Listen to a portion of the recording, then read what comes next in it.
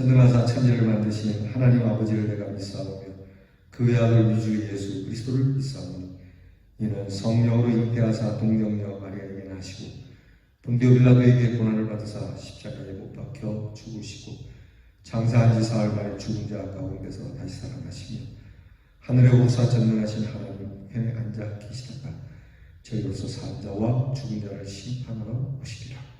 성령을 믿사오며 거룩한 공회와 성도가 서로 통하는 것과 죄를 사하여 주시는 것과 몸이 다시 사는 것과 영원히 사는 것을 믿사옵나이다. 아멘. 찬송가 420장 부르겠습니다. 너 성결케 위해 420장입니다.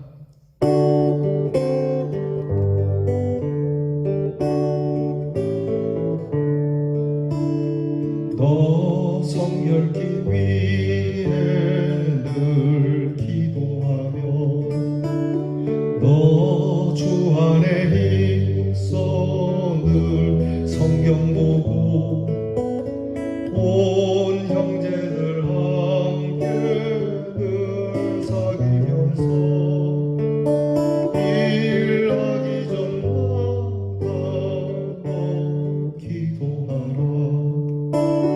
너 성결케 위해 내 머리 숙여 천밀히 계신 내 주께 빌라. 주 사귀어 살며 주 닮으리니 널 보는 이마다 주 생각하리. 너 성결케 위해 주 따라가고 일 다급하여 당치 말고 참 즐거울 때나 또 슬플 때나 너 주님만 믿고 늘 따라가라. 너 성결케 위해 늘 기도하며 내 소원을 주께 다 맡기어라. 너 성령을 받아 주 섬겨 살며 저 천국에 가서 더 잘 섬기리. 아멘. 기도하겠습니다. 하나님 감사합니다. 은혜 안에 살며 늘 주님의 사랑을 생각하고 이 시간도 우리를 끝없이 사랑해 주시는 그 사랑에 감복하여 엎드려 주님께 기도하며 하나님께 영광을 올려드리게 하시니 감사를 드립니다. 우리가 올려드리는 이 귀한 경배가 신령과 진정의 경배 곧 예배가 되게 하여 주시옵소서. 예배의 제단을 쌓는 곳에 주께서 임재하여 주시고 이 시간도 하나님 앞에 엎드려 하나님의 은혜를 구하는 사랑하는 주의 백성들에게 하나님의 자비하심을 더하시고 우리의 마음에 주님의 평안이 임하게 하여 주시옵소서. 복잡한 세상을 살아갑니다. 질병으로 인하여 더더욱 답답한 세상을 살아갑니다. 이럴 때 더욱 하나님의 평강이 우리에게 넘쳐 내게 강같은 평화 넘치는 그 귀한 기쁨이 우리의 얼굴과 우리의 말과 우리의 삶의 행동에서 나타나게 해 주시옵소서. 하나님 아버지, 오늘도 저희가 주님 앞에서 귀한 말씀을 듣고자 합니다. 말씀을 듣기 원하는 자의 마음답게 우리의 마음이 깨끗하여지도록 성령께서 주장하여 주시옵시고 무슨 말씀을 하시든지 말씀하시는 대로 들어 그 말씀을 따라 삶으로 인하여 하나님의 큰 은혜와 축복을 누리는 사람들 되게 하여 주시옵소서. 아버지 하나님, 사랑하는 우리의 성도들의 기도의 제목을 이미 아시는 줄 믿습니다. 우리에게 필요한 것이 무엇인지, 우리가 어떻게 살아야 하는 것인지 주님이 아시는 줄 압니다. 주여, 하오나 저희들의 바람이 있사오나 하나님의 바람에 우리의 몸과 마음과 행실을 맞출 수 있는 신앙인이 되기를 원합니다. 아버지 하나님, 내가 좀 더 잘 살아보려고 예수를 믿는 것이 아니요 하나님의 뜻 가운데 하나님의 뜻을 준행하며 하나님의 나라를 위하여 살고자 하는 귀한 열정과 몸부림이 하나님께 응답되게 하시고 우리로 존귀한 믿음의 사람으로 기억되어 남는 일생이 되게 하여 주시옵소서. 다른 사람들과 마찬가지로 그저 먹고 자고 살다 그래 죽는다라고 하는 비문이 새겨지는 자들이 아니라 어떻게 하면 하나님의 뜻을 이룰까 늘 하나님 앞에서 그렇게 간구하며 힘써 하나님의 제단을 위하여 귀한 복음을 위하여 힘쓰던 자라는 비문이 남게 해 주시옵소서. 죽음을 두려워하지 말게 하시고 고난을 두려워하지 말게 하시고 하나님께서 오직 바라시는 그 빛의 삶으로 사는 빛의 사자들이 되게 하여 주시옵소서. 오늘도 건강하게 하시고 씩씩하게 하시고 담대하게 하시고 하나님 우리에게 넘치는 기쁨이 있게 하여 주시옵시고 우리가 주의 이름으로 선포하는 모든 것들이 응하여지는 놀라운 역사가 나타나게 해 주시옵소서. 항상 말씀에 바탕을 두고 그 말씀이 우리의 반석이 되어 말씀이 우리의 입에서 자연스럽게 흘러나와 선포하며 그 말씀이 우리를 단단하게 하는 정말 살아계신 하나님의 말씀 1.1획이라도 떨어지지 아니하고 다 이루시는 그 말씀의 능력의 사람이 되게 해 주시옵소서. 오늘도 우리의 사랑하는 가족과 자녀들을 돌아보아 주시옵시고 믿음의 가정 되게 하시고 우리가 함께 살아가는 모든 공동체 가운데는 하나님을 모르는 자가 없도록 주님 도우시고 저희들을 그렇게 복음의 일꾼으로 사용해 주시옵소서. 우리의 자녀들에게 지혜와 총명을 주시며 또한 군무로 수고하는 자녀들에게 평강과 안전을 주시며 해외와 멀리 객지에 나가 있는 우리의 가족들에게 하나님께서 평강의 식탁과 침상을 허락해 주시옵소서. 예수님 이름으로 기도하옵나이다. 아멘. 오늘 함께 우리가 묵상할 말씀은 나훔 3장 14절로 끝절까지입니다. 이제 나오면서 우리 남은 말씀을 다 함께 같이 봉독할 겁니다. 나훔 3장 14절부터 19절 말씀입니다. 같이 봉독하겠습니다. 너는 물을 길어 애워 쌓일 것을 대비하며 너의 산성들을 견고하게 하며 진흙에 들어가서 흙을 밟아 벽돌 가마를 수리하라. 거기서 불이 너를 삼키며 칼이 너를 베기를 느치가 먹는 것 같이 하리라. 내가 느치같이 스스로 많게 할지어다. 내가 메뚜기같이 스스로 많게 할지어다. 네가 네 상인을 하늘의 별보다 많게 하였으나 느치가 날개를 펴서 날아감과 같고 내 방백은 메뚜기 같고 너의 장수들은 큰 메뚜기 떼가 추운 날에는 울타리에 깃들였다가 해가 뜨면 날아감 같으니 그 있는 곳을 알 수 없도다. 아수르 왕이여 내 목자가 자고 내 귀족은 누워 쉬며 내 백성은 산들에 흩어지나 그들을 모을 사람이 없도다. 내 상처는 고칠 수 없고 내 부상은 중하도다. 내 소식을 듣는 자가 다 너를 보고 손뼉을 치나니 이는 그들이 항상 내게 행패를 당하였음이 아니더냐 하시더라. 아멘. 자, 이제 나훔 끝 시간이 되겠습니다. 나훔의 말씀을 오늘 우리가 함께 남은 부분을 묵상하고 내일은 나훔 전체에 대한 정리를 하도록 하겠습니다. 오늘 우리가 읽은 말씀을 통해서 우리가 깨달을 몇 가지가 있습니다. 그것은 첫 번째는 하나님께서 우리에게 복을 주시기 원하시는 것을 우리는 믿습니다. 우리 또한 하나님께 복을 달라고 간구합니다. 그러면 과연 하나님께 복을 받을 만한 자격이 있느냐는 겁니다. 사실 우리에게는 하나님께 복을 받을 만한 자격은 없습니다. 그러나 하나님께서 항상 우리에게 보시는 것은 태도에 대한 말씀을 하십니다. 우리가 다 하나님의 거룩하심에 온전히 이룰 수 없기에 주님이 오셔서 우리에게 의가 되어주시고 우리 주님께서 십자가에 죽으심으로 인하여 우리가 하나님의 복을 받도록 은혜의 길을 열어놓으셨습니다. 그러면 우리가 이 하나님 앞에 어떤 태도로 살아가야 한다는 것이죠. 실수할 때도 있습니다. 때로는 거짓되이 행할 수도 있습니다. 하나님께서 우리에게 원하시는 것은 완전한 삶을 원하시는 것이 아니라 온전한 회개를 원하신다라고 하는 것이죠. 그러니까 하나님, 나는 자격이 없습니다. 정말 통회합니다. 내가 내 마음을 보니 하나님 앞에 엎드려 감히 복을 달라 말씀을 드릴 수가 없습니다 라고 하는 이 마음, 이것이 진실해야 한다는 겁니다. 그래서 하나님께서는 하나님께 헌금을 많이 하고 착하고 바르게 살고 하는 것도 중요하지만 하나님 앞에 늘 통회하는 마음으로, 그리고 그 통회한 대로 살아보려고 애쓰는 사람들에게 복을 주신다는 것이죠.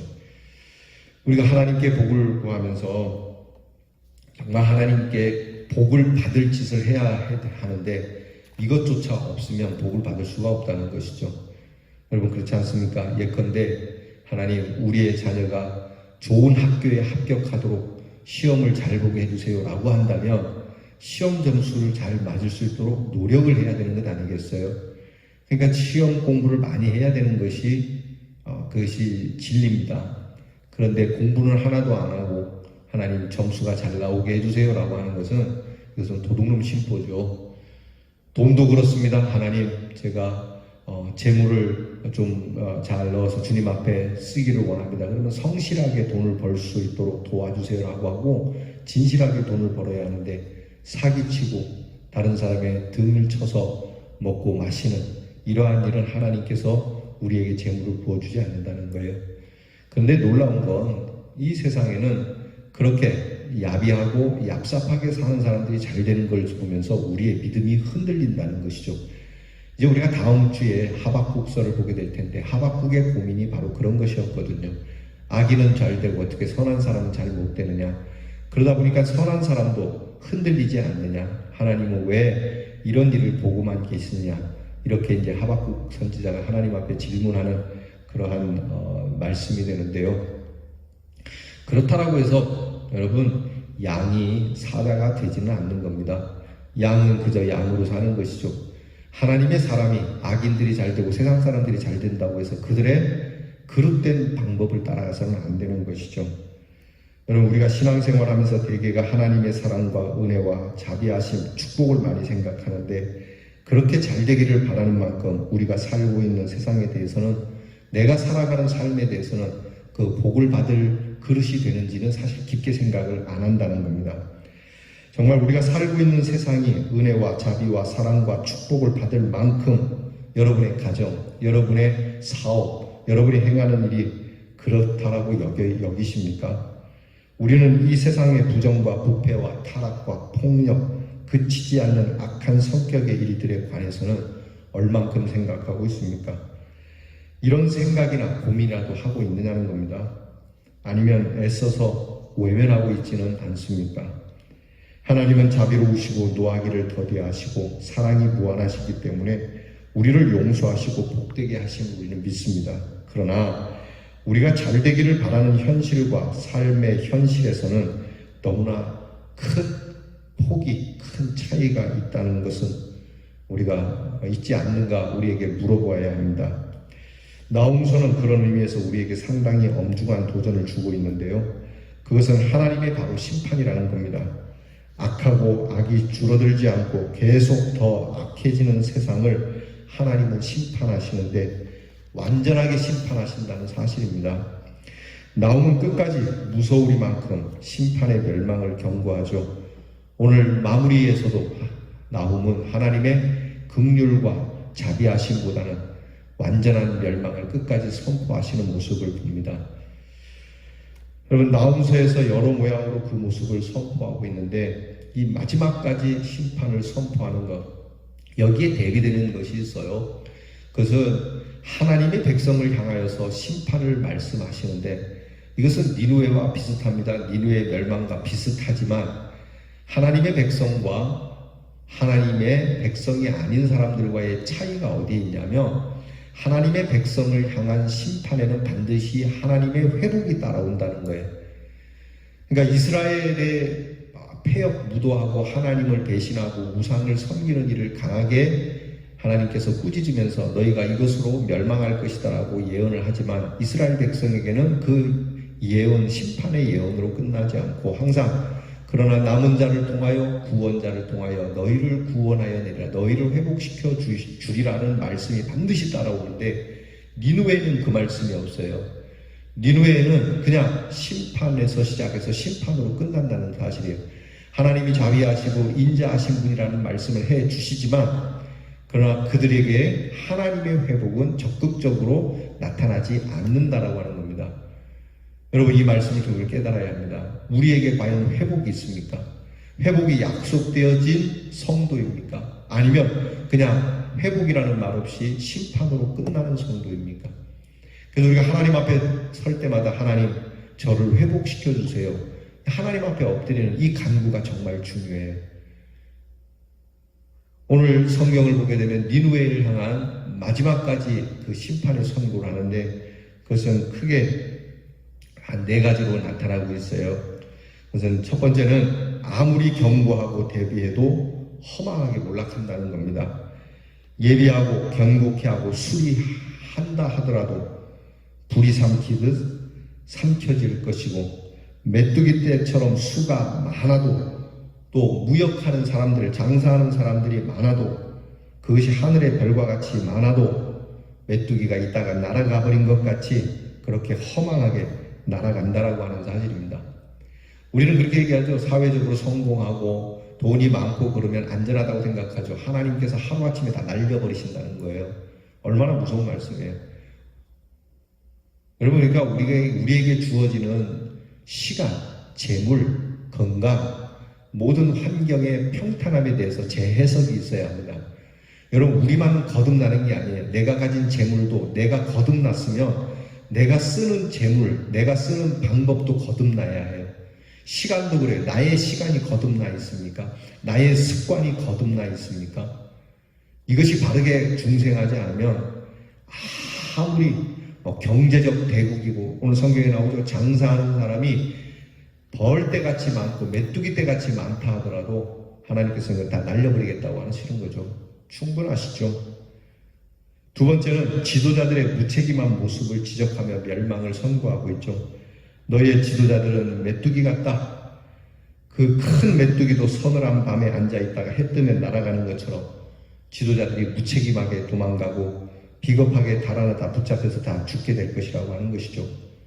여러분, 나라를 책임지는 지도자들이 이렇게 메뚜기 떼와 같은, 그래서 우리가 지도자들을 기도할 때 저들이 무책임한 지도자들이 되지 않기를 기도해야 합니다. 저들이 무책임한 지도자들이 되는 것을 방관하면 안 되는 거죠. 여러분, 사실 민주주의에서는 이렇게 나라의 지도자들을 세우지만 실제 지도자는 민주주의에서는 국민이 지도자거든요. 그러니까 국민들이 우리를 위하여 세워놓은 일꾼이 흔히 말하는 공무원들이거든요. 공무원이에요. 공적인 일을 하는 사람들이에요. 공공의 이익을 위하여 우리가 세운 사람들이거든요. 그래서 그 사람들에게는 우리가 이 임금을 주는 거지 않습니까? 우리가 돈을 줘서 공무원들을 먹여 살리는 거예요. 그걸 세금이라고 그러는 거예요.